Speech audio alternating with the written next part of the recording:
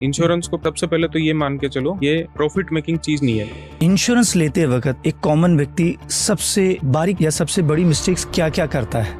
कि आप किसी हॉस्पिटल में जाएं, बड़े हॉस्पिटल में जाएं, वहाँ पे आपको दो तरह के लोग मिलेंगे एक ही सिचुएशन में। एक ही सिचुएशन इसलिए बोल रहा हूँ कि उसके किसी पेरेंट्स या रिश्तेदार को हॉस्पिटलाइज होना पड़ा है, वहाँ पे उसको 25 लाख 30 लाख रुपए एकदम से अचानक से लग रहे हैं। 15 लाख का हॉस्पिटल बिल। जो पीछे रह गए उनके लिए तो ज्वेलरी प्रॉपर्टी बेचने के अलावा कोई दूसरा ऑप्शन रहेगा। आपका सक्सेस का फॉर्मूला क्या है? अगर कोई 3 चीजें आप शेयर करना चाहें कि आपने इन 20 सालों की जर्नी में अपने करियर को यहाँ तक पहुँचा है, तो अगर किसी व्यक्ति को आप सजेस्ट करना चाहेंगे जो ये पॉडकास्ट देख रहा है, तो वो 3 बातें आपके नजरिए से सक्सेस के लिए क्या इंपॉर्टेंट है?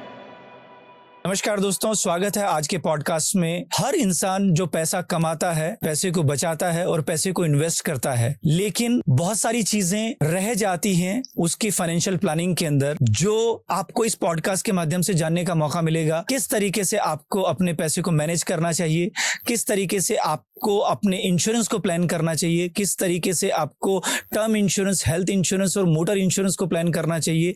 ये सारी बातें आज के इस पॉडकास्ट में आपको जानने का मौका मिलेगा। हम अक्सर पैसा कमाने के बाद में इन्वेस्टमेंट की बात करते हैं, स्टॉक मार्केट की बात करते हैं, म्यूचुअल फंड की बात करते हैं, रियल एस्टेट की बात करते हैं, लेकिन सेफ्टी, सिक्योरिटी और इंश्योरेंस की बात करना भूल जाते हैं। और आज के इस पॉडकास्ट में वो इनसाइट्स आपको जानने का मौका मिलेगा एक एक्सपीरियंस पर्सनैलिटी के द्वारा, जिन्होंने एक बहुत लंबा तजुर्बा लिया है इंश्योरेंस के सेक्टर में, एक बहुत ही जाने माने नाम है और लीडर है अपने आप में, और जिन्होंने अपना खुद का एक प्लेटफॉर्म तैयार किया है जहां पर सभी प्रकार के फाइनेंशियल इन्वेस्टमेंट सॉल्यूशंस अवेलेबल हैं। तो आज हम लोग स्वागत करेंगे आज के पॉडकास्ट में लीड टू मनी के फाउंडर सुनील कुमार जी से। आपका बहुत बहुत स्वागत है सुनील जी। नमस्कार सर, कैसे हैं आप? एकदम बढ़िया, फर्स्ट क्लास। आज हम लोग बात करेंगे आपके अनुभव की, आपके एक्सपीरियंस की, क्योंकि आपने बहुत लंबा एक एक्सपीरियंस तजुर्बा किया हुआ है इंश्योरेंस के सेक्टर में। तो आज थोड़ी सी आपकी जर्नी के बारे में शुरुआत करेंगे, तो प्लीज बताएं एक बार कि कैसा आपका अनुभव रहा है इस सेक्टर में। विपिन जी, देखो मैं छोटे से टाउन से आता हूँ, खेतरी नगर झुंझुनू से जी। जर्नी एकदम सिंपल रही है, एवरेज स्टूडेंट रहा हूँ, लेकिन शुरुआत से ही चैलेंज लेने का थोड़ा सा जज्बा रहा है। अपनी जर्नी स्टार्ट की कजारिया टाइल्स से। वो एक इनिशियल वेंचर था, लेकिन जस्ट उसके बाद में आई थिंक 1 साल के बाद में मैंने अपनी लाइफ स्टार्ट की इंश्योरेंस सेक्टर में। स्टार्ट किया आईसीआईसीआई लोम्बार्ड से, ओके। फिर भारतीय एक्सा, फिर एसबीआई, और करीब 15 साल उधर बिताने के बाद में फिर मैंने इंश्योरेंस ब्रोकिंग हाउस लिया पार्टनरशिप में। वहां से एक्चुअल मेरी जर्नी स्टार्ट हुई है। हालांकि आज 20 साल हो गए, मैं तो ये कहूंगा कि मेरे डीएनए में इंश्योरेंस आ चुका है। क्या बात है। ठीक है, तो लेकिन अभी 2 साल पहले मैंने एक लीड टू मनी एक जर्नी दोबारा से स्टार्ट करी थी। समाउ पुराने वेंचर से मैं एग्जिट होके और नया एक करियर स्टार्ट करना था। तो मेरे सामने काफी सारी अपॉर्चुनिटीज भी थी, थ्रेट्स भी थे और काफी सारे ऑप्शंस भी थे कि क्या चीज ऐसा करें जिससे ना केवल अपना भला हो बल्कि समाज को भी कुछ हम दे पाए। तो हमने एक इस तरीके का वेंचर स्टार्ट किया जहां पे कस्टमर्स को अपनी कंप्लीट फाइनेंशियल सिक्योरिटी से रिलेटेड जितने भी तरह के उसके डाउट्स होते हैं, जितने भी तरह के उसके थ्रेट्स होते हैं, जितने भी तरह के उसकी क्वेश्चंस होते हैं, उनको हम एक जगह कंसोलिडेट करके और उनको सही तरीके से उसको प्रेजेंट करें। ओके। इसके लिए हमने इंश्योरेंस तो था ही हमारा लाइन ऑफ बिजनेस, साथ में हमने क्लेम कंसल्टेंसी का काम स्टार्ट किया। क्लेम से रिलेटेड जितने भी आज की डेट में अगर हम बात करें तो काफी सारे क्लेम्स रेपुटेड हो जाते हैं, शॉर्ट सेटल होते हैं, तो उसमें कस्टमर को काफी जरूरत पड़ती है। तो ये अर्निंग का सोर्स कम है, बल्कि समाज सेवा का ज्यादा एक मैं कहूँगा लाइन ऑफ बिजनेस है। तो इसी तरीके से म्यूचुअल फंड, लोन्स वगैरह सारी चीजों में हमने एक्सपोजर स्टार्ट किए। जो कस्टमर को जहां लगता था कि यार यहाँ मेरे को हेल्प की जरूरत है, तो हमने क्लोजर के लिए उनको बोला कि यार आप अपना जो भी है इंश्योरेंस सर्विसेज जहां से लेना है वो ले, अगर आपको गाइडेंस चाहिए तो हम आपके लिए बैठे हैं और हम आपको उसके लिए एडवाइस करेंगे। होपफुली आज की डेट में 2-2.5 साल हो गए इस वेंचर को, और हम ये कहेंगे कि हमने काफी सारे कस्टमर्स की हेल्प करी है in terms of insurance selection, in terms of claim settlement, in terms of loan, mutual fund suggestions. ये सारी चीजें हम आज की डेट में कर रहे हैं। क्या बात है सुनील जी, बहुत बढ़िया। और जैसा आपने अभी बताया आपके इस वेंचर के बारे में, तो डेफिनेटली इस एपिसोड में, इस पॉडकास्ट में आगे मैं आपसे वो डिटेल के अंदर जानूंगा।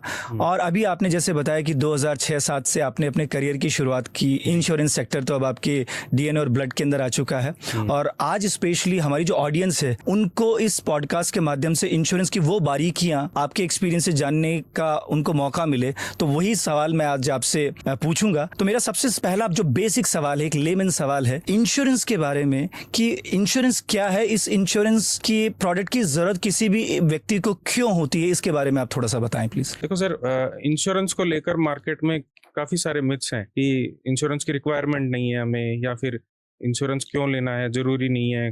मोटर इंश्योरेंस में लोग बाग इसलिए इंश्योरेंस लेते हैं कि यार पुलिस वाला नहीं पकड़ ले, जबकि इसकी रियलिटी एकदम डिफरेंट है। अगर इंश्योरेंस की मैं बात करूं तो काफी टाइम पहले ये इंश्योरेंस स्टार्ट हुआ था। मरीन कार्गो के जो ओनर्स थे वो अपने जी कार्गोस को लेके सी में जाते थे, तो समाउ कुछ मिसहैपनिंग हो जाती थी, तो उनका लॉस इतना ज्यादा होता था कि आदमी की कई बार ये सिचुएशन आ जाती थी वो बैंक करप्ट हो जाए या डेथ की सिचुएशन में आ जाते थे, जस्ट बिकॉज कि वो इतना बड़ा एक अमाउंट है जो उसका एक साथ लॉस हो जाता था। इस चीज को देखते हुए वहां के मरीन कार्गो ओनर्स ने एक डिसाइड किया कि जो भी अपनी कार्गो सी में लेके जाता है तो वो एक छोटा सा सम छोड़ या छोटा सा एक अमाउंट एक कॉर्पस में डालेगा, उस कॉर्पस को इकट्ठा करेंगे और जब भी ऐसी कोई अनहैप्पी सिचुएशन आती है तो उस टाइम पे उस कॉर्पस में से उसको हेल्प मिल जाए। तो एक तरह से ये पूल है इंश्योरेंस कि जहां पे सब थोड़ा थोड़ा पैसा डालो और जहां जिसको जरूरत पड़े वो उसको उससे हेल्प हो, ताकि ऐसी सिचुएशन कभी भी नहीं आए कि बंदा बैंक करप्ट हो रहा है या फिर उसको लाइफ में कुछ करने लायक ही नहीं बचे इस तरह की। तो आज की डेट में अगर हम देखें तो इंश्योरेंस का कॉन्सेप्ट सिंपल है कि अगर आपको लाइफ इंश्योरेंस लेना है, हेल्थ इंश्योरेंस लेना है, मोटर इंश्योरेंस या मरीन या किसी भी तरह का फायर इंश्योरेंस लेना है, वो जस्ट एक पूल है। उस पूल में इंश्योरेंस कंपनी एक इम्पोर्टेंट रोल अदा करते हैं कि वो इस कॉर्पस को इकट्ठा करते हैं और एक सर्टेन अमाउंट कंडीशंस के साथ में क्लेम के टाइम पे उसी पूल से उनको हेल्प करते हैं। सो आपने जो बताया उसमें इंश्योरेंस की शुरुआत एज ए सोशल सिक्योरिटी के रूप में एक पूल बना करके हुई और डेफिनेटली एक अच्छा कॉज के साथ में शुरुआत हुई, लेकिन जैसा अमूमन देखा जाता है इंश्योरेंस को स्पेशली हिंदुस्तान के मार्केट में, कि इंडियन मार्केट के अंदर अभी भी लोग एक्स्ट्रा बर्डन के रूप में समझते हैं, एक्स्ट्रा खर्चे के रूप में समझते हैं, लाइबिलिटी के रूप में समझते हैं। सो ये इंश्योरेंस को लेकर के जो लोगों के दिमाग के अंदर एक थॉट रहता है जिसको ये इसको इस तरीके से बोलेंगे कि अपनी प्रायोरिटीज में उसको लास्ट पे रखते हैं। सो आप कैसे सजेस्ट करेंगे कि कोई भी व्यक्ति जब अपनी फाइनेंशियल जर्नी शुरू करता है तो फाइनेंशियल जर्नी के अंदर जो सबसे पहला स्टेप है वो कैसे शुरुआत होनी चाहिए, उसको क्या करना चाहिए, तो थोड़ा सा इस बारे में आप बताएं प्लीज। देखो, आज की डेट में अपनी अर्निंग एज जो स्टार्ट होती है करीब करीब 25 साल के आसपास में एवरेज हम बात कर सकते हैं। 25 साल का इंसान अपनी अर्निंग स्टार्ट कर देता है जी। आदमी को सही बताऊं तो उसी टाइम से अपनी फाइनेंशियल सिक्योरिटी को रखना चाहिए। इसका एक बेस्ट एग्जांपल बताऊं मैं आपको कि आप किसी हॉस्पिटल में जाएं, बड़े हॉस्पिटल में जाएं, वहां पे आपको दो तरह के लोग मिलेंगे एक ही सिचुएशन में। एक ही सिचुएशन इसलिए बोल रहा हूँ कि उसके किसी पेरेंट्स या रिश्तेदार को हॉस्पिटलाइज होना पड़ा है, वहां पे उसको 25 लाख 30 लाख रुपए एकदम से अचानक से लग रहे हैं। आज की डेट में मेडिकल एक्सपेंसेस इतने ज्यादा हायर हो गए हैं कि अगर कोई क्रिटिकल बीमारी होती है तो 20-25 लाख नॉर्मल है आज की डेट में। उस हॉस्पिटल में आप दो तरह के लोग देखेंगे, एक जिन्होंने कुछ इंश्योरेंस ले रखा है अपना, जो थोड़ा फ्री माइंड से और रिलैक्स होके अपनी ट्रीटमेंट करवा रहे हैं। उनके जो इनपेशेंट हैं, मतलब पेशेंट के साथ में जो सबऑर्डिनेट्स हैं जो उनके साथ में आए हुए हैं, उनके माइंड में थोड़ा सा रिलैक्स दिखता है। वहीं दूसरी साइड अगर देखें तो कुछ लोग ऐसे होते हैं जो इंश्योरेंस जिन्होंने नहीं करा रखा, उनके मन में केवल एक ही चलता रहता है कि यार सुबह 1 लाख रुपए जमा कराने में कहाँ से लूं, कौन से रिश्तेदार से पैसा लूं, अपने ज्वेलरी बेचूं, अपनी प्रॉपर्टी बेचूं, ये सब चीजें। तो जिनको ऐसा लगता है कि यार इंश्योरेंस बर्डन है, तो वो बर्डन ऐसी टाइम पे साफ साफ दिखता है कि अगर हमने वो इंश्योरेंस लिया होता तो मैं किस तरीके से फील करता, और मैंने इंश्योरेंस नहीं लिया तो मेरे माइंड में क्या चीजें चल रही हैं। आज की डेट में अगर कोई मिसहैपनिंग होती है तो वो राजा को रंग को राजा बना सकता है एक तरह से मैं देखूं। तो इसलिए छोटी उम्र में अपनी इंडिपेंडेंट होकर अपनी जर्नी स्टार्ट करें। एक मैं ये कहूंगा लाइफ में दो चीजें जरूर रखें, एक अपना टर्म प्लान और एक हेल्थ इंश्योरेंस। ओके, चलिए इसके बारे में हम लोग और आगे बढ़ेंगे, डिटेल के अंदर जानेंगे। मैं एक चीज़ और आपसे जानना चाहूँगा कि लोग आज के समय में जब पैसा बनाते हैं तो उस वक्त इंश्योरेंस और इन्वेस्टमेंट में डिफरेंस नहीं कर पाते हैं, तो और प्रायोरिटाइज भी नहीं कर पाते हैं। तो मैं आपसे ये जानना चाहूँगा कि पैसा कमाने के बाद में क्या पहली प्राथमिकता होनी चाहिए और किस रूप में होनी चाहिए इंश्योरेंस और इन्वेस्टमेंट में। और जैसा आपने बताया कि हेल्थ इंश्योरेंस और मेडिकल इंश्योरेंस और आपका टर्म इंश्योरेंस, ये लाइफ इंश्योरेंस आपका होना चाहिए, तो इसके बारे में एक एक करके थोड़ा सा आप डिटेल के अंदर बताएं। सर देखो, जैसे ही अपने एक कॉर्पस इकट्ठा होने लगता है, इनकम स्टार्ट होने, तो आपको एक छोटा अमाउंट, मैं ज़्यादा नहीं कहूँगा, ऑलमोस्ट अपने एनुअल सीटीसी का 10% के आसपास ओके, आप अपनी सिक्योरिटी में पहले इन्वेस्ट करें। जैसे आप, मैंने बताया आपको, हेल्थ इंश्योरेंस और टर्म प्लान आप जरूर लें। उसके बाद में अगर आपको लगता है रिजर्व क्रिएट हो चुका है या फिर मैं कर सकता हूँ, जी, तो उसके बाद में उनको इन्वेस्टमेंट प्लान पे जाना चाहिए। लेकिन प्रायोरिटी पहले अपनी security, okay, health and term plan के थ्रू, और फिर बाद में इन्वेस्टमेंट प्लान्स। आज की डेट में बहुत अच्छे अच्छे इन्वेस्टमेंट प्लान्स आ रहे हैं। इन्वेस्टमेंट को लेकर आज भी लोगों में थोड़ा सा डाइवर्सिफिकेशन है कि भाई मैं प्रॉपर्टी में डालूं, मैं गोल्ड में डालूं, मैं बॉन्ड्स में डालूं या इंश्योरेंस में डालूं। तो मैं ये कहूंगा, कोई भी कंप्लीट अमाउंट एक बकेट में नहीं रखें, थोड़ा Right. थोड़ा डाइवर्स रखें। आपकी प्रॉपर्टी का भी काफी अच्छा है, आपका मैं कहूंगा बॉन्ड्स में भी काफी अच्छा है, शेयर्स में भी काफी अच्छा है, गोल्ड में भी एक लिक्विड सिक्योरिटी रहती है, लेकिन इन्वेस्टमेंट इंश्योरेंस में भी अच्छे प्लान्स हैं मार्केट में। तो ये सेकेंडरी चीज है इन्वेस्टमेंट प्लान, बट Okay. मैं कहूंगा प्रायोरिटी आपको इनिशियली हेल्थ और टर्म प्लान में जरूर रखनी चाहिए। चलिए, तो हम लोग बात करते हैं अभी और थोड़ा सा इसको डीपर लेवल पे जाते हैं। इंश्योरेंस लेते वक्त किसी व्यक्ति को ये कैसे डिसाइड करना चाहिए, या वो क्या पैरामीटर होंगे कि उसको कितना इंश्योरेंस लेना चाहिए एक लाइफ इंश्योरेंस के हिसाब से? एक सवाल मेरा ये है। दूसरा सवाल ये है कि अगर वो अर्ली एज में करियर की शुरुआत के अंदर इंश्योरेंस प्लान कर लेता है तो उसके क्या एडवांटेजेस उसको मिलते हैं? देखो, कितना प्लान लेना चाहिए ये सीधा सीधा सा है। इंश्योरेंस को पहले, सबसे पहले तो ये मान के चलो, ये प्रॉफिट मेकिंग चीज नहीं है। जैसे मैंने हेल्थ और टर्म बताए, इन्वेस्टमेंट प्लान जरूर एक प्रॉफिट सेंस में जा सकते हैं अपन, लेकिन हेल्थ और टर्म प्लान आपका प्रॉफिट मेकिंग सिचुएशन नहीं, प्रोडक्ट नहीं है। वो एक तरह से आपको और आपके बाद में आपके डिपेंडेंट्स को उस सिचुएशन में रखने की एक सर्विस है कि आज अगर आप मिडिल क्लास लेवल पे हैं और आपकी एक लाइफस्टाइल है, उसको जीने के लिए आपको मंथली या ईयरली इतना पैसा रिक्वायरमेंट होता है, सेम इंश्योरेंस यही करता है कि हम उसको मेंटेन कर सकें। राइट। तो उसको मेंटेन करने के लिए शुरुआत में आप अपना देखो कि आपकी अर्निंग कैपेसिटी कितनी है। जैसे अगर मैं टर्म प्लान की बात करूं तो सीटीसी का 10 टाइम्स एक टर्म प्लान सुटेबल रहता है। एग्जाम्पल से कोई समझा सकते हैं? जैसे लेट्स से कि आज आप मान लो आप 10 लाख रुपए एनुअल सीटीसी कमा रहे हैं, तो आपको मस्ट है कि 1-1.5 करोड़ रुपए का आपको टर्म प्लान लेना चाहिए। और अगर हेल्थ इंश्योरेंस की बात करूं तो हेल्थ इंश्योरेंस आप जैसे जैसे मार्केट में जाएंगे तो आज की डेट में मेडिकल एक्सपेंसेस इतने ज्यादा हायर हो रहे हैं, तो बेयर मिनिमम आपको 10 से 20 लाख रुपए तक का हेल्थ इंश्योरेंस जरूर लेना चाहिए। और वो 10 से 20 लाख मैं बोल ही रहा हूँ बेस अमाउंट, लेकिन आजकल प्रोडक्ट इतने अच्छे आ रखे हैं कि वो मल्टीपल टाइम रिस्टोर हो जाते हैं। वन टाइम अगर बूस्टर ले लेते हैं तो वन टाइम अनलिमिटेड आपको एक्सपेंसेस मिल जाते हैं। तो 10 से 15 बेस अमाउंट जरूर रखना चाहिए। ओके, एक चीज और बताएं आप, इंश्योरेंस लेते वक्त एक कॉमन व्यक्ति सबसे बारीक या सबसे बड़ी मिस्टेक्स क्या क्या करता है? क्या वो चीजें हैं जो एक इंश्योरेंस लेते वक्त एक कंज्यूमर को, एक कस्टमर को ध्यान में रखना चाहिए? क्योंकि इतने सारे ऑप्शंस मार्केट में अवेलेबल हैं, इतनी सारी पॉलिसीज अवेलेबल हैं, तो वो कैसे डिफरेंशिएशन ये करे कि कौन सी पॉलिसी या किस तरीके का प्रोडक्ट उसके लिए सूटेबल है? इसको कोई एग्जाम्पल से आप समझा सकें तो ऑडियंस जो हमारी है वो उसको एक अच्छे तरीके से रिलेट कर पाए। देखो सर, कोई भी इंश्योरेंस लेते टाइम पे मेरे ख्याल से है ना, कस्टमर के सामने सबसे बड़ी मैं ये कहूंगा बेवकूफी वो ये करते हैं कि वो सबसे सस्ता देखते हैं। हाँ, सबसे सस्ता देखने के चक्कर में वो उसके कवरेजेस और जो एक्चुअल उनकी रिक्वायरमेंट है वो देख ही नहीं पाते। देखो, ये गलत नहीं है कि मार्केट में बहुत सारे ऑप्शन है। जी, प्रिंसिपल कंपनियों ने इतने सारे ऑप्शन इसलिए दिए हैं कि मार्केट में कम अर्निंग वाले पर्सन भी हैं, हायर अर्निंग वाले कस्टमर भी हैं। राइट, कुछ कस्टमर्स बोलते हैं यार मेरे को अब्रॉड का कवर चाहिए, कुछ कस्टमर्स बोलते हैं मेरे को know if and but policy चाहिए, कोई बोलते हैं कि मैं स्टार्टिंग लेवल पे हूँ, मेरे को ज्यादा कवरेज नहीं चाहिए। तो सबकी अपनी अपनी डिफरेंट रिक्वायरमेंट है। तो प्रिंसिपल कंपनी एक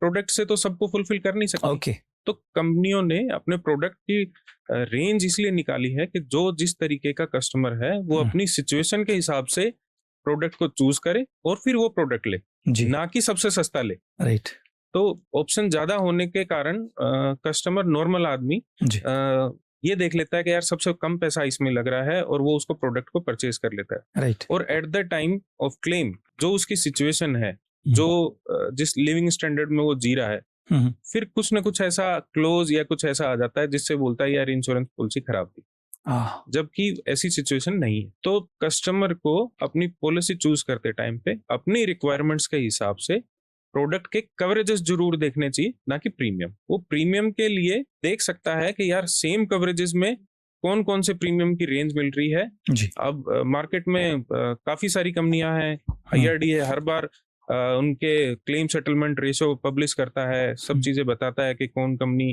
किस सेक्टर में कितना अच्छा ग्रो कर रही है, कौन कितनी ज्यादा रिलायबल है। जी। तो कस्टमर को अपनी प्रोडक्ट, अपनी रिक्वायरमेंट, प्रोडक्ट की रेंज और कंपनी की वर्थ, ये तीनों चीजें जरूर देखनी चाहिए ताकि वो अपना सही प्रोडक्ट चूज करे। और प्रोडक्ट चूज सही करने में वो इंटरमीडिएटरी की भी हेल्प ले सकता है।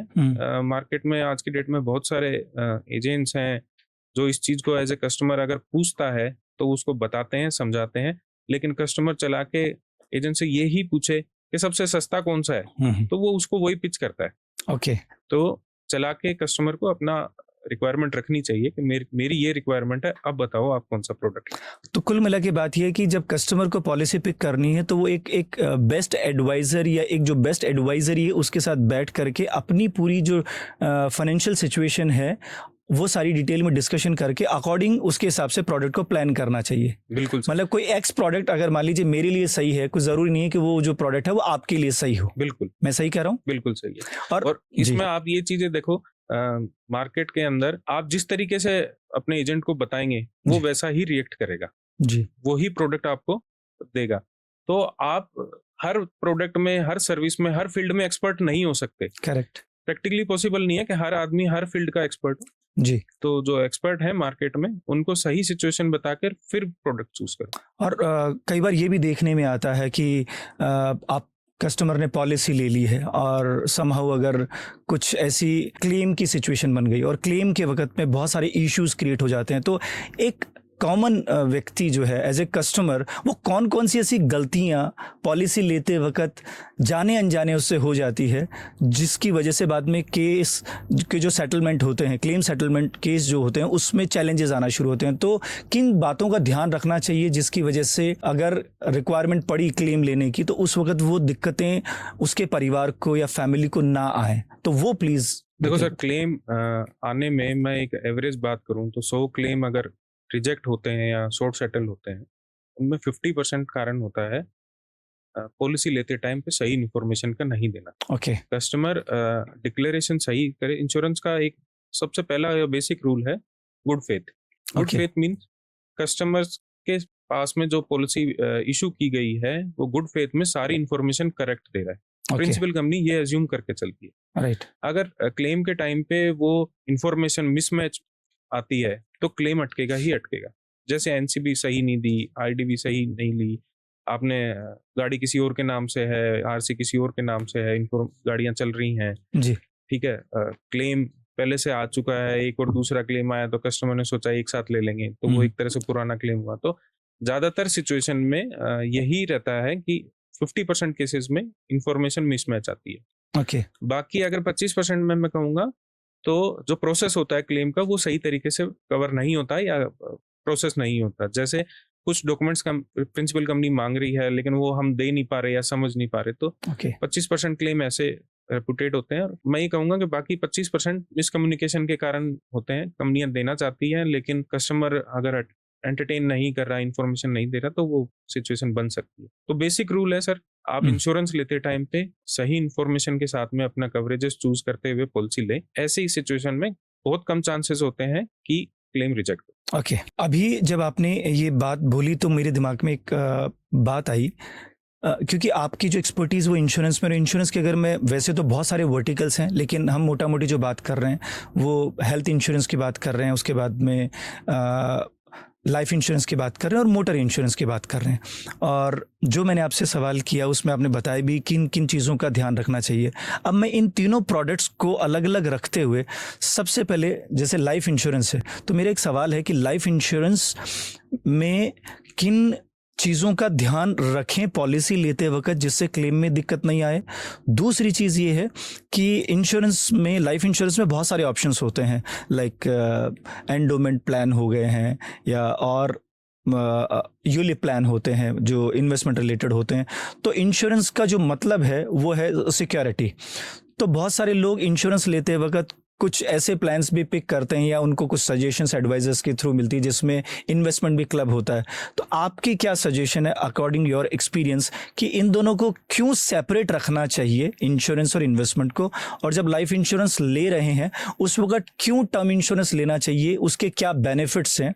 टर्म इंश्योरेंस जो आप प्रीमियम के रिगार्डिंग या बेनिफिट्स के रिगार्डिंग आप अपने एक्सपीरियंस से बताएंगे, और वो जो टर्म इंश्योरेंस है वो टर्म इंश्योरेंस जैसे आपने बताया ऑलरेडी सीटीसी का कोई थंब रूल होगा आपके पास में कि इतना वो थंब रूल है, तो बेसिकली तो ये थोड़ा सा रिगार्डिंग टर्म इंश्योरेंस आप प्लीज एक बार एक्सप्लेन करें। देखो sir, term insurance basically product क्या है कि इन केस ऑफ डेथ के टाइम पे ऐसी सिचुएशन क्रिएट हो जाती है कि उसके जो डिपेंडेंट है जी उनको एकदम फाइनेंशियल सिक्योरिटी में थोड़ा सा थ्रेट्स आ जाते हैं, वो बिल्कुल डाउन आ जाते हैं। राइट। तो टर्म प्लान सिर्फ इसलिए लिया जाता है, ये नहीं कहूँगा सिर्फ इसलिए, टैक्स बेनिफिट्स भी हैं, काफ़ी सारी चीज़ें हैं, लेकिन मेन पॉइंट जो टर्म प्लान लेते टाइम रहता है वो रहता है कि मेरे बाद में मेरी फैमिली को एक फाइनेंशियल सिक्योरिटी मिली रहे जी।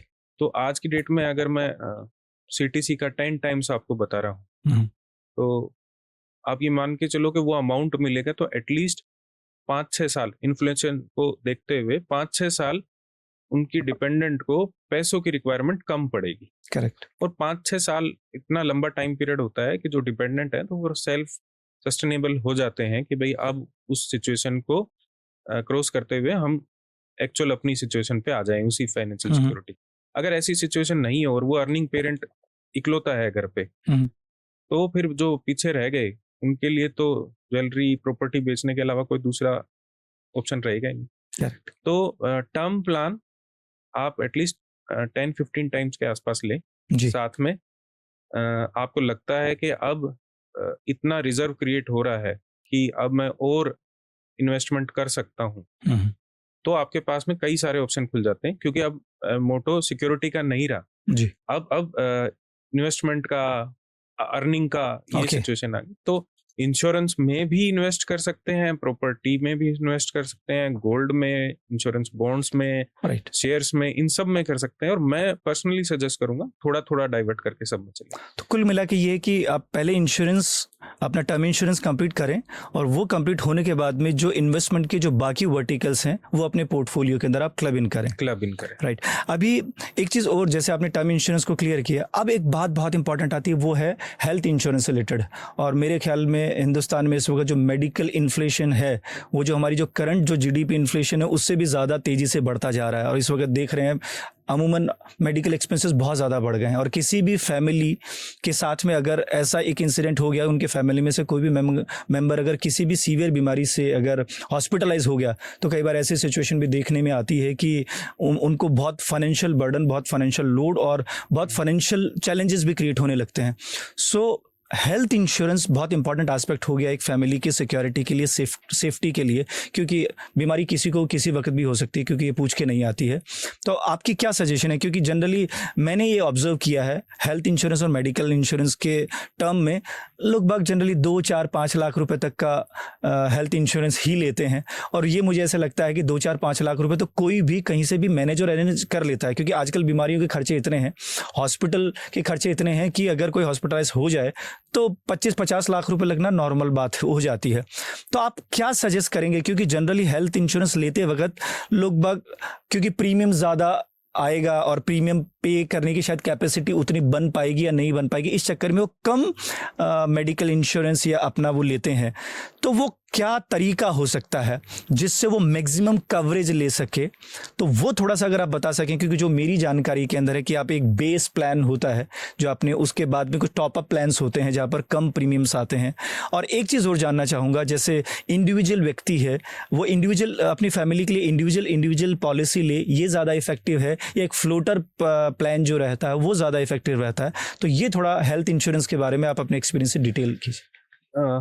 देखो सर, जैसे आपने ही बताया अभी कि मार्केट में काफ़ी सारे प्लान्स हैं, जैसे बेस प्लान भी है, टॉप अप प्लान्स भी हैं, और मैं दूसरी साइड कहूँगा कस्टमर्स की रेंज भी काफ़ी सारी है। कई गवर्नमेंट एम्प्लॉयज़ हैं, कई प्राइवेट इंस्टीट्यूशंस में काम कर रहे हैं जहाँ पे उनकी कंपनी उनको एक बेसिक हेल्थ ऑलरेडी उनको प्रोवाइड करवाते हैं। तो रिक्वायरमेंट डिफरेंशिएशन हो गया सबका। करेक्ट। करेक्ट। तो ऐसी सिचुएशन में हर एक आदमी को ये देखना चाहिए कि अगर उसकी पेइंग कैपेसिटी है तो वो बेस प्लान लेकर एक अपना जर्नी स्टार्ट कर सकता है। जी, बेस प्लान में भी मैं पर्सनली सजेस्ट करूंगा कम से कम 10 लाख के आसपास का जरूर रखें। होना चाहिए। दूसरी बात आती है कि इंश्योरेंस दे रहा दे है रहा है। या फिर कुछ ऐसे लोग हैं जैसे वो बोलते हैं कि यार अभी इतने पैसे नहीं हैं कि मैं इसमें इन्वेस्ट करूं, उनके लिए सबसे बेस्ट प्लान है top up plan. Okay. Top up plan में बेस प्लान से जो भी प्रीमियम लगता है उसका ऑलमोस्ट मैं कहूंगा मुश्किल से 20% के आसपास में प्रीमियम होता है। अच्छा। हाँ, और Okay. उसमें एक डिडक्टेबल के साथ में आप टॉप अप प्लान ले सकते हैं। डिडक्टेबल का मतलब ये हो गया कि कोई भी क्लेम आता है तो इनिशियली उतना अमाउंट डिडक्ट होके उसके ओवर एंड अबाउ जितना भी क्लेम आता है वो प्रिंसिपल कंपनी पे करेगी।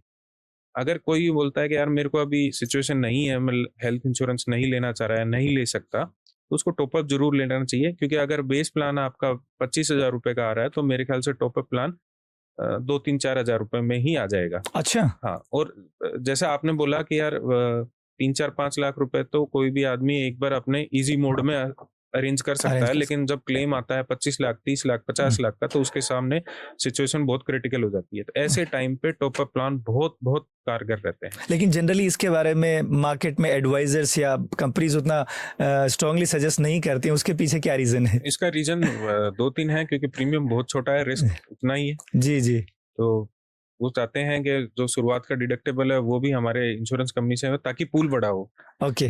तो सब कंपनियों की पहली प्रायोरिटी बेस प्लान ही रहती है, okay. Top up plan second priority रहती है। लेकिन फिर भी मैं कहूंगा कि कुछ भी नहीं कर सकते तो हेल्थ में जरूर एक टॉप अप प्लान लेकर चले।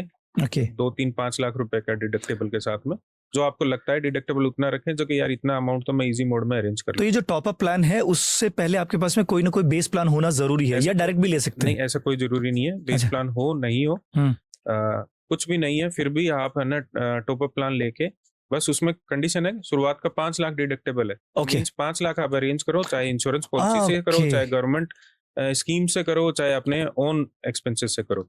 ओवर एंड अबाउ उस डिडक्टेबल के आपको प्रिंसिपल कंपनी पे करेगी।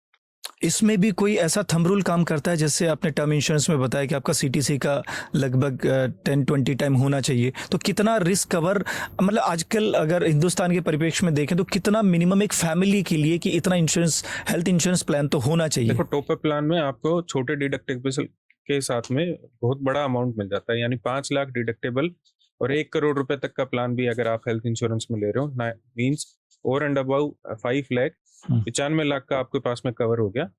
फैमिली फ्लोटर ले लिया, फिर भी आपका प्रीमियम 5-7-10 हजार से ऊपर नहीं जाएगा। अच्छा। और ये फैमिली फ्लोटर और इंडिविजुअल पॉलिसी में क्या डिफरेंस है बेसिकली? देखो, फैमिली फ्लोटर और इंडिविजुअल पॉलिसी में ये है कि अगर कोई भी सम एश्योर्ड आप चूज कर रहे हो वो इंडिविजुअली ट्रिगर होगा। ओके। मान लो आपने 10 लाख का प्लान लिया, 4 मेंबर हैं, इंडिविजुअली उसमें है तो 10-10 लाख रुपए ईच हो गया, ठीक है। और अगर आप फैमिली फ्लोटर ले रहे हैं तो 10 लाख का प्लान चारों फैमिली मेंबर कैसे भी यूज कर सकते हैं, आइदर 1, 2, 3, 4 जैसे भी आप चाहे। तो फैमिली फ्लोटर इनिशियल स्टेज में बेस्ट ऑप्शन है। हाँ, तो अगर एक फैमिली में 4 मेंबर है, हस्बैंड वाइफ है, 2 बच्चे हैं, तो उनके लिए फैमिली फ्लोटर प्लान ज्यादा बढ़िया रहेगा बजाय कि इंडिविजुअल पॉलिसीज लेने के। बिल्कुल बिल्कुल ठीक बात। अभी जब आपने बात बोली अभी, तो मुझे एक बहुत इंटरेस्टिंग जो चीज़ है वो निकल के आई कि इंश्योरेंस जो है वो ऑप्शनल सब्जेक्ट है, it's not a compulsory subject. और ये सिर्फ कंपल्सरी एक जगह बना हुआ है, वो है मोटर इंश्योरेंस में, कि जब आप गाड़ी परचेज कर रहे हैं, शोरूम से निकलवा रहे हैं, तो इट इज़ कंपल्सरी कि आपका गाड़ी का इंश्योरेंस होना चाहिए। या दूसरी बात, आप गाड़ी लेकर के चल रहे हैं, साल भर बाद में जब गाड़ी का इंश्योरेंस का रिन्यूअल आएगा तो कोई भी क्लाइंट होगा वो ध्यान रखेगा कि मुझे गाड़ी का इंश्योरेंस करवाना है, क्योंकि गवर्नमेंट ने मैंडेटरी कर रखा है कि बिना इंश्योरेंस के आप गाड़ी नहीं चला पाएंगे। या फिर हमारे यहाँ पर लॉज का जो थोड़ा सा डर है कि अगर गाड़ी का इंश्योरेंस नहीं और किसी ट्रैफिक पुलिस वाले ने पकड़ा है, डॉक्यूमेंटेशन चेक की इंश्योरेंस पॉलिसी लैब से, तो वो गाड़ी सीज कर सकता है, ये रूल बने हुए। तो वहाँ पर जब कंपल्सरी सब्जेक्ट बना हुआ है तो लोगों की अवेयरनेस और लोगों की प्रायोरिटी अपने आप बन जाती है। लेकिन ये कंपल्सरी सब्जेक्ट लाइफ इंश्योरेंस और हेल्थ इंश्योरेंस में नहीं है, और इसी वजह से मुझे लगता है कि लोग बागों की जो प्रायोरिटी है, नेग्लिजेंसी इसी वजह से रहती है। और मुझे लगता है कि अगर गवर्नमेंट इस तरीके का कुछ इनिशिएट हेल्थ इंश्योरेंस और लाइफ इंश्योरेंस पर भी डाले, जो मेरे ख्याल में शायद यूरोप और अमेरिकन कंट्रीज के अंदर वहाँ पर इस तरीके के ये होगा भी कि everyone should have to take a health insurance and life insurance compulsory होगा। तो यहाँ पर भी वो अगर कंपलसरी सब्जेक्ट बना दिया जाए, क्योंकि मैं जितना रिसर्च किया है मैंने, हिंदुस्तान में अगर आउट ऑफ 100 बात करेंगे तो बहुत कम परसेंटेज ऑफ पीपल हैं वो इंश्योर्ड हैं। तो वो बड़ी बात, वो अपने आप में बहुत बड़ी बात है। और एक बहुत बड़ा स्कोप है अभी इंडस्ट्री के अंदर जहाँ पर बहुत सारे लोग अभी इंश्योरेंस कवर जिनके पास में होना चाहिए। तो ये जो माइंडसेट है लोगों का कि इसको ऑप्शनल समझ रखा है, लाइफ इंश्योरेंस और हेल्थ इंश्योरेंस एक कंपैरिजन करते हुए मोटर इंश्योरेंस में तो ले लेते हैं, वो क्या साइकोलॉजी है? क्योंकि आज भी इसको फाइनेंशियल बर्डन समझते हैं, एक्स्ट्रा खर्चा समझते हैं। और जैसा भी आपने बताया भी था बातों बातों के अंदर कि ये क्यों इंपॉर्टेंट है, तो ये जो साइकोलॉजी है, क्योंकि आप भी डे टू डे लाइफ में इतने सारे कस्टमर से मिलते हैं, तो वो जो साइकोलॉजी है वो कैसे बदल सकती है, या एक व्यक्ति को कैसे एक मैंडेटरी ये हेल्थ इंश्योरेंस और टर्म इंश्योरेंस को बनाना चाहिए लाइक मोटर इंश्योरेंस की तरह? तो इस बारे में कुछ आपकी सजेशन हो, कुछ राय हो? देखो सर, केवल माइंडसेट का गेम है जी। जो चीजें हमें कोई पुश नहीं कर रहा, हाँ, है ना, तो वो कई बार हम अवॉइड कर देते हैं जी। या अपने आप को लेकर हम थोड़े से हमेशा रहते हैं अपने को क्या होगा, है ना, हम एकदम स्वस्थ हैं। करेक्ट, बीमारी और मरने के बारे में कोई सोचता ही नहीं, कभी सोचता ही नहीं जी। है इंसान। लेकिन अगर मैं कोई मोबाइल फोन लेके आ रहा हूँ तो उस पे मैं उसका कवर, उसका टफन ग्लास, हाँ, सबसे पहले सारी चीजें मैं वो देखूंगा कि इसको कुछ नहीं हो जाए। मतलब मोबाइल खरीदते हुए सबसे पहले आदमी कवर लगाता है, कवर लगाता है जी। कि इसको कुछ नहीं हो जाए। जी। अगर हम इतना सोचते हैं कि यार हमारी एसेट को कुछ हो नहीं जाए, उसके लिए मैं सिचुएशन लेता हूँ, मैं है ना घर में कैमरे भी लगा लेता हूँ, मैं है ना गार्ड भी रख लेता हूँ, सब चीजें हैं, ठीक है। लेकिन सबसे बड़ी एसेट तो हमारा परिवार है, हम खुद हैं। अगर ये चीज आपको ये पता लग जाए कि सबसे बड़ी एसेट हम खुद हैं, तो सबसे पहले हमको हमारी सिक्योरिटी के लिए काम करना चाहिए। जी। वो सिक्योरिटी हमको कोई दूसरा बताए उससे बेटर है कि हम अपने आप को समझें, अपनी एसेट को समझें, और फिर उसका इंश्योरेंस या जिस भी मोड में आप अपनी सिक्योरिटी को करना चाह रहे हैं, पहले वो सिक्योरिटी डेवलप करें, उसके बाद में आप सेकेंडरी दूसरी चीजों पे पैसा इन्वेस्ट करें।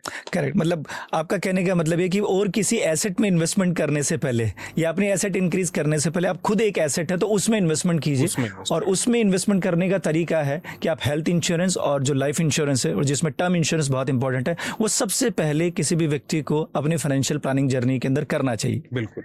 मोटर इंश्योरेंस के बारे में मेरे कुछ सवाल हैं। मोटर इंश्योरेंस में जो थर्ड पार्टी पॉलिसी है, जो कॉम्प्रिहेंसिव पॉलिसी है, तो वो उसमें क्या डिफरेंस है बेसिकली? देखो, कोई भी मोटर इंश्योरेंस पॉलिसी 2 पार्ट में बनती है, इवन 3 पार्ट में बनती है जी। कि एक तो OD insurance, own damage insurance, गाड़ी को खुद को कुछ नुकसान होता है तो उसके अगेंस्ट में एक प्रीमियम चार्ज किया जाता है, उसमें उनको काफी सारे एड ऑन कवर्स भी मिलते हैं, क्लेम नहीं लेते तो नो क्लेम बोनस भी मिलता है। वो वेरी करता है कंपनी टू कंपनी, उनके एक्सपीरियंस के हिसाब से कि मैंने जो भी गाड़ियां करी हैं उन पे मेरे को कितने क्लेम्स आ रहे हैं, उस हिसाब से वो उनकी प्राइसिंग डिस्काउंटिंग रखते हैं। ओके। और थर्ड पार्टी हर एक व्हीकल की फिक्स है, मींस उसकी कैटेगरी के हिसाब से, और वो किसी भी कंपनी में चले जाओ वो प्रीमियम उतना ही लगना है। वो सारा पैसा जैसे मैंने बताया वो पूल के लिए यूज होता है। करेक्ट। कि अगर मेरी गाड़ी से किसी भी थर्ड पर्सन को प्रॉपर्टी या लाइफ का कोई डैमेज होता है तो एटलीस्ट, अब जैसे मान लो मैं गाड़ी लेके चल रहा हूँ, मेरी गाड़ी से कोई काफी बड़ा आदमी अगर टकरा जाता है और उसकी डेथ हो जाती है तो वो क्लेम करेगा मेरे पे कि भाई मेरा आदमी तो 10 करोड़ का था, मेरी 10 करोड़ देने की सिचुएशन नहीं है।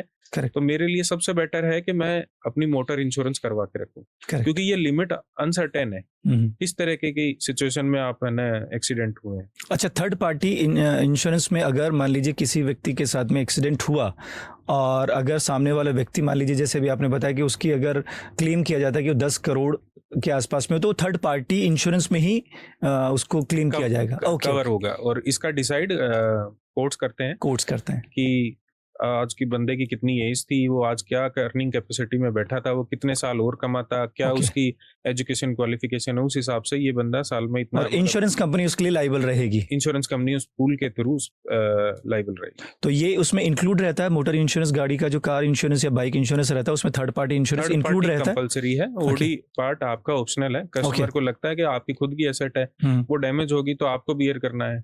ओके। तो जो गवर्नमेंट ने, आपने जैसे बोला कि है ना रोड के ऊपर गाड़ी ले जाने से पहले इंश्योरेंस जरूरी है, जी, वो थर्ड पार्टी पार्ट ही कंपलसरी है। Okay, okay. आप अपना गाड़ी का नई गाड़ी का भी चाहो तो आप केवल थर्ड पार्टी कराएं, अच्छा, ओडी करवाएं नहीं। ओडी मतलब सेल्फ कार का जो ओडी इंश्योरेंस ओन डैमेज का मतलब ओन आपकी- डैमेज। गाड़ी Okay. का इंश्योरेंस का पैसा। ओके, थर्ड पार्टी मींस आपकी गाड़ी से किसी थर्ड पर्सन को किसी भी तरह का फाइनेंशियल लॉस होता है तो उसकी भरपाई आप करें। ओके।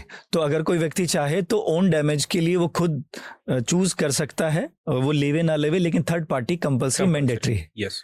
Okay, okay. और ये थर्ड पार्टी कितने साल पुरानी गाड़ियों पर भी जैसे गाड़ी 15 साल के लिए रजिस्टर्ड होती है, फिर उसके बाद में शायद 5 साल का एक्सटेंशन भी मिल जाता है, तो ये थर्ड पार्टी कितने साल तक ले सकते हैं, या मतलब इसका कोई टाइमलाइन है ऐसा कुछ? देखो टाइमलाइन सीधा सा है जी। As per motor vehicle act या फिर मैं आरटीओ के हिसाब से कहूंगा जी, कि जितना गाड़ी की मार्केट में चलने की अप्रूव्ड है, जी, जैसे आपने कहा 15 साल अप्रूव्ड, जी। तो 15 साल इंश्योरेंस ले सकता है। वो उसको एक्सटेंड करवा सकता है तो तो 5 साल और। जितने साल के लिए एक्सटेंड करा रहा है उतने साल के लिए और ले सकता ओके, है। तो as per rule, as per Indian government rule, गाड़ी की जो एलिजिबिलिटी है मार्केट में चलाने की उतने साल तक वो इसका इंश्योरेंस ले सकता है।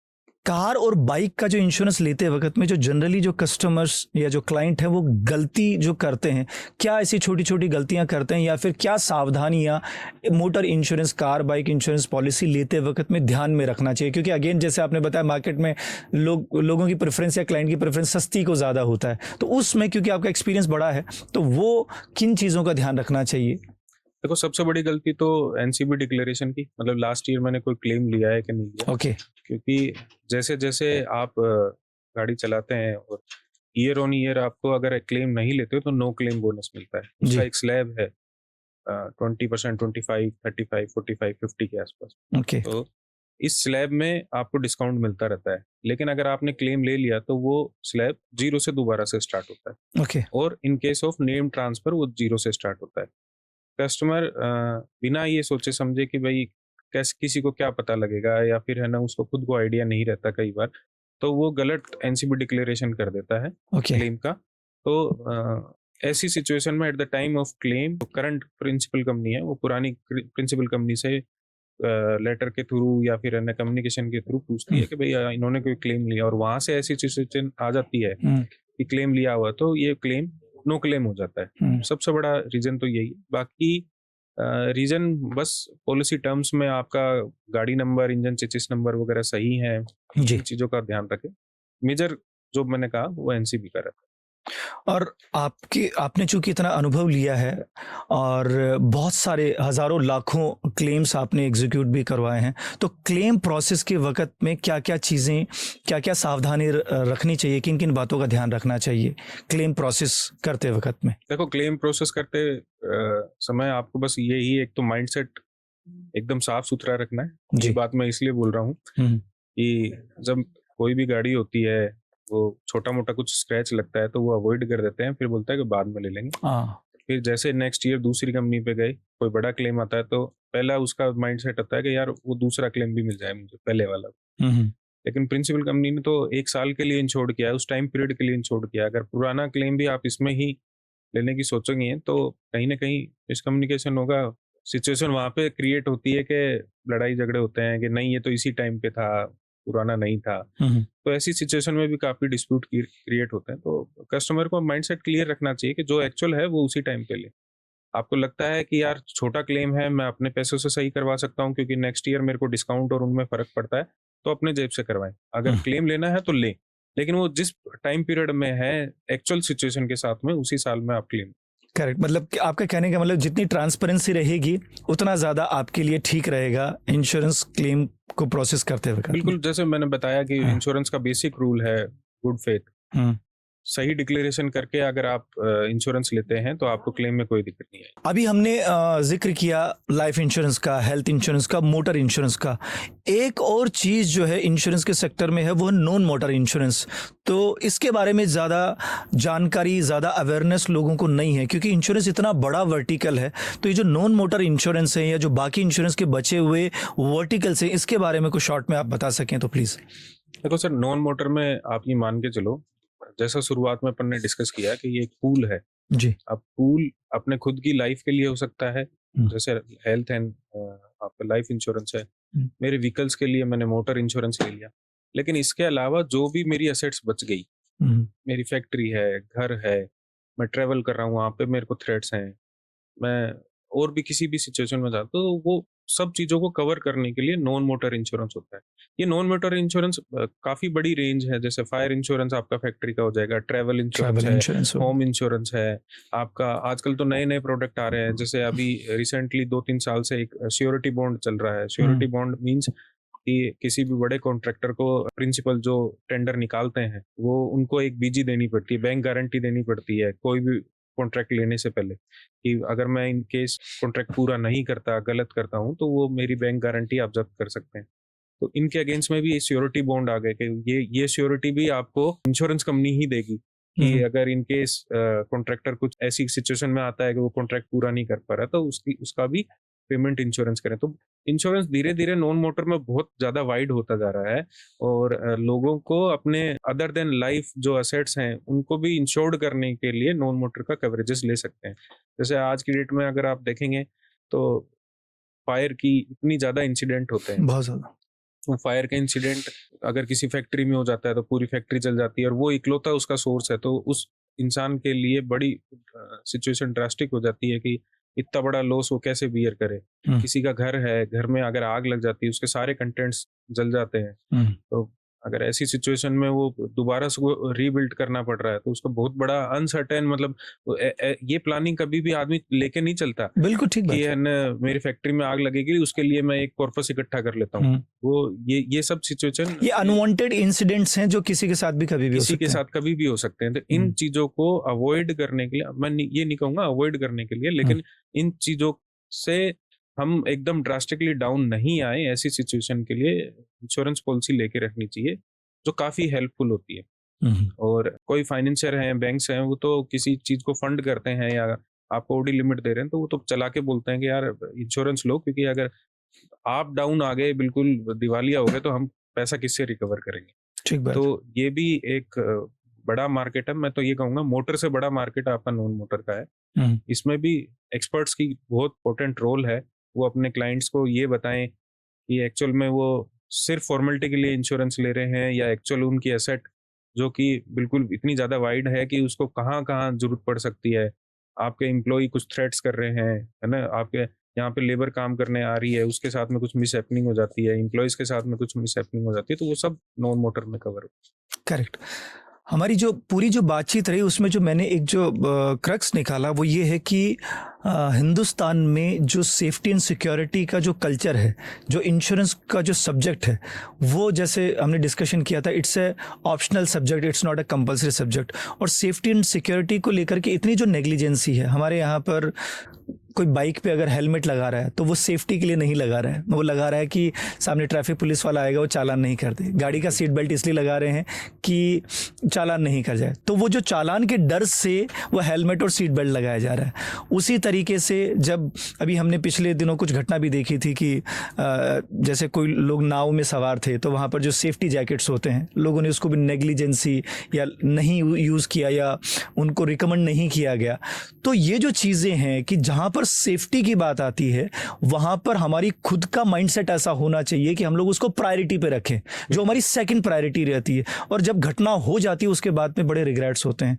तो कहने का मतलब ये है कि सेफ्टी जो है, चाहे वो फायर सेफ्टी है, चाहे वो रोड सेफ्टी है, चाहे वो हेलमेट के लिए है, तो ये सारी चीज़ों की अवेयरनेस जो है, जागरूकता होनी चाहिए। गवर्नमेंट काफ़ी प्रयास करती है इन चीज़ों को लेकर के अवेयर करने की, लेकिन मुझे लगता है कि गवर्नमेंट के अवेयरनेस प्रयासों से ज़्यादा ज़रूरी है कि हम लोग इंडिविजुअली एज ए सिटीजनशिप हम में वो अवेयरनेस हो, तो जिससे हम इन चीज़ों को मिनिमाइज कर सकें।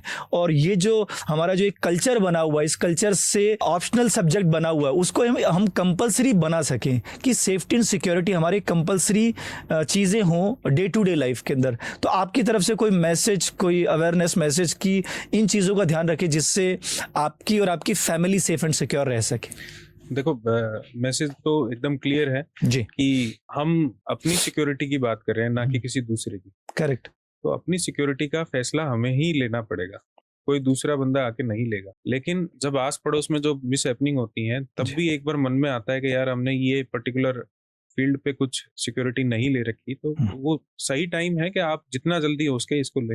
लेकिन फिर भी इंडिया में इन चीज़ों की को लेकर थोड़ा सा अवेयरनेस की कमी है। जी। तो यहाँ पे मैं आपके चैनल के माध्यम से ये बोलना चाहूँगा कि IRDA जो इंश्योरेंस की रेगुलेटरी अथॉरिटी है, जी। उनको अपनी एक अलग से एक ऐसी विंग भी बनानी चाहिए जो रेगुलर इस चीज़ के लिए काम करें, जो लोगों को अवेयर करवाएं कि क्या इंश्योरेंस है, एक्चुअल में उससे क्या बेनिफिट्स हैं, या जिनको इससे बेनिफिट हुआ है उनके कुछ इंटरव्यूज लेके जनरल अवेयरनेस में करें, पब्लिसाइज करें कि भाई ये क्यों इम्पोर्टेंट है। तो रेगुलेटरी का काफ़ी इम्पोर्टेंट रोल है जो उन्हें निभाना चाहिए। काफ़ी फील्ड में वो काम कर रहे हैं, बट ये भी एक नया वो एक्सपोजर है कि उनको इस पे भी जरूर काम करना चाहिए। Correct, correct. सो अभी हमने जो बातचीत की उसमें फाइनेंशियल प्लानिंग का जो पहला स्टेप है, इंश्योरेंस जो सेफ्टी एंड सिक्योरिटी का एक सबसे बड़ा एस्पेक्ट है, उसके बारे में बात करी। सो उसके बाद में हम लोग थोड़ा सा आगे बढ़ते हैं कि किसी ने अपना हेल्थ इंश्योरेंस कंप्लीट कर लिया है और आपका लाइफ इंश्योरेंस कंप्लीट कर लिया है, अपनी गाड़ियां जो हैं उसके लिए मोटर इंश्योरेंस कंप्लीट कर लिया है। अब हम बात करते हैं थोड़ा सा इन्वेस्टमेंट को लेकर के। आपके एक्सपीरियंस के हिसाब से कोई व्यक्ति जिसने अभी अपना करियर शुरुआत किया है, उसने इंश्योरेंस ले लिए हैं, अपना टर्म इंश्योरेंस ले लिया, लाइफ इंश्योरेंस ले लिया है, हेल्थ इंश्योरेंस ले लिया, अब उसके बाद में उसको क्या अपनी फाइनेंशियल प्लानिंग में, क्या फाइनेंशियल गोल्स को पूरा करने के लिए क्या स्टेप्स करने चाहिए? जैसे आजकल इन्वेस्टमेंट के बहुत सारे ऑप्शंस अवेलेबल हैं, म्यूचुअल फंड है, सिप करवाते हैं, इक्विटी मार्केट है, गोल्ड है, रियल एस्टेट है, बहुत सारी चीज़ें। तो आपकी क्या सजेशन होगी कि इन सारे वर्टिकल्स में कैसे कैसे आदमी को, एक सिंपल एग्जांपल के साथ में अगर आप समझा सकें? देखो सर, ये सारे इन्वेस्टमेंट ऑप्शंस भी मैं ये नहीं कहूँगा सारे हमेशा बेस्ट रहे जी सिचुएशन कई बार ऐसी आती है कि प्रॉपर्टी एकदम डाउन चल रही है जी, 3-4 साल तक डाउन चल रही है। साइकिल्स हैं बेसिकली। हाँ, हाँ। गोल्ड कभी एकदम उठ गया, कभी डाउन हो गया, कभी कांस्टेंट चल रहा है। हाँ ऐसे ही इक्विटी मार्केट भी इसी तरह परफॉर्म करता है। जी। तो इन्वेस्टमेंट अगर आपको करना है तो जैसे मैंने कहा थोड़े थोड़े टुकड़ों में करो, जी लेकिन सबसे मेजर और मैं कहूँगा इम्पोर्टेंट टास्क ये है कि उसको एक टाइम पीरियड में, चाहे ईयरली, 1 साल में, 2 साल में, उसको रिव्यू करते रहे। ओके। रिव्यू करने का सेंस इसलिए बता रहा हूँ कि अगर सिचुएशन ऐसी है कि अगर आपको लगता है कि यार अब आने वाले टाइम में प्रॉपर्टी में एकदम बूम आ चुका है, सैचुरेशन पॉइंट पे आ गया, तो उस टाइम पे प्रॉपर्टी नहीं लेके किसी दूसरे इन्वेस्टमेंट प्लान में करें। ओके। तो जिस तरीके का मार्केट एक्सपोजर आ रहा है आने वाले टाइम में, वो कोई डिसाइड तो नहीं कर सकता किस तरफ जाएगा। हाँ। लेकिन एक रिव्यू करने से वो अपने इन्वेस्टमेंट को, मैं ये कहूँगा अगर किसी ने 20 साल के लिए इन्वेस्टमेंट किया है, 10 लाख रुपए इन्वेस्ट करे और एक करंट सिचुएशन के हिसाब से उसको 1 करोड़ रुपए मिलने वाले हैं 20 साल बाद में, तो अगर वो टाइमली रिव्यू करेगा, इस चीज को देखेगा कि कब स्विच करेगा, कभी इसमें कभी उसमें, देखते हुए एक्सपर्ट्स की राय लेते हुए, तो वो 1 करोड़ की जगह डेफिनेटली 2-3 करोड़ पे आराम से जा सकता है उसी इन्वेस्टमेंट के साथ। तो आपका कहने का मतलब ये है कि जो आपका इन्वेस्टमेंट पोर्टफोलियो है उसको टाइम टू टाइम आपको रिव्यू करते रहना चाहिए, और आपको लगता है कि यार एक पोर्टफोलियो का जो एक वर्टिकल है उसमें अगर कुछ इस वक्त ग्रोथ है, अभी स्टेगनेंट है, रुकी हुई है, तो वो किसी दूसरे वर्टिकल में, एरिया के अंदर अपने इन्वेस्टमेंट को स्विच कर सकता है जिससे उसको ज्यादा ग्रोथ मिल सकती है। या तो स्विच करें या फिर आप ये देखें कि भाई मैंने इस साल कमाया पैसा और मैंने कुछ इन्वेस्ट कर दिया, नेक्स्ट ईयर भी कमाएंगे, तो वो पुराने उसी में नहीं लगाएं। Okay okay. मतलब जैसे जैसे वो ग्रोथ कर रहे हैं, जिस तरीके से मार्केट जा रहा है, रिव्यू मतलब मार्केट एक्सपोजर के हिसाब से नया इन्वेस्टमेंट उन फील्ड्स में जरूर करें। तो एक बात बताएं सुनील जी, जैसा इस वक्त पूरा ग्लोबल सिनेरियो चल रहा है और इस वक्त एक अनसीन इकोनॉमिक वॉर भी हो रहा है और एक बड़ा अनसर्टेन सिचुएशन सी हो रखी है, तो ऐसी सिचुएशन के अंदर एक कॉमन मैन को इन्वेस्टमेंट करते वक्त में क्या सावधानियां रखनी चाहिए? या क्योंकि इस वक्त बहुत सारे, जैसे आपने बताया कि इफ एंड बट है, अनसर्टेन सिचुएशन है, और गोल्ड को अभी हमने देखा पिछले कुछ समय गोल्ड और सिल्वर बहुत तेज़ी से जंप किए, अभी वापस से एक मतलब नीचे आए। तो लॉन्ग टर्म प्रॉस्पेक्टिव से अगर एज ए इन्वेस्टर के नज़रिए से देखें तो आप क्या सजेस्ट करेंगे, कौन कौन से ऑप्शंस हैं जिनके अंदर एज ए लॉन्ग टर्म, क्योंकि शॉर्ट टर्म के अंदर तो देखिए मेरा ये मानना है पर्सनली कि इन्वेस्टमेंट अगर आप शॉर्ट टर्म के नज़रिए से देखते तो वो इन्वेस्टमेंट होता ही नहीं है। बिल्कुल राइट। तो आप क्या सजेस्ट करेंगे कि क्या ऑप्शंस बेटर हैं या किन किन ऑप्शंस में कैसे कैसे एवरेज आदमी को करना चाहिए इस वक्त? देखो, इसके लिए हर फील्ड में उनको अपने एक्सपर्ट्स की राय लेनी चाहिए जी। जरूरी नहीं है एक ही एक्सपर्ट की राय लें। करेक्ट। वो एक ही फील्ड के मल्टीपल एक्सपर्ट्स की राय लेकर एक सिचुएशन पे पहुंच सकते हैं।